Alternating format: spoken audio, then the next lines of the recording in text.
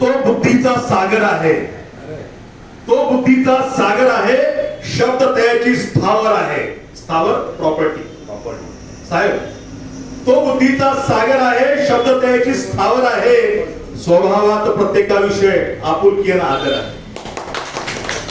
सरांना रागवताना मी कधी बघितलं नाही, घरी मॅडमला माहित असेल किंवा स्वप्नीलला पप्पा रागवत नाही, but I don't find that in during last many years he is very calm down to very humble person.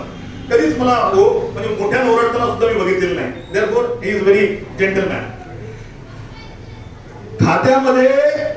खात्यामध्ये मित्र हजारो आपुलकीचे जागर आहे, खात्यामध्ये मित्र हजारो आपुलकीचे आगर आहे, सभोवताली सदा सर्वदा शिष्यगणाचा वावर आहे, सभोवताली सदा सर्वदा शिष्यगणाचा वावर आहे. सगळ जणाची चिंता त्याला. केवळ कल्याणमधल्या ठाणे जिल्ह्यामधल्या शहापूरमध्ये तरी शाळा स्थापन केली नाही सर. माझा भाऊ परभणी विद्यापीठामध्ये प्राध्यापक आहे, तिथं मंठा गाव आहे, परतूर आहे, पाथरी गाव आहे, त्यांचं त्या एरियामध्ये त्यांचं सुद्धा तिथं काम आहे. माझा भाऊ तिथे गेला होता, त्यांनी सांगितले प्रधान भावाचे खूप सर आहेत ना तुमच्या कल्याणला.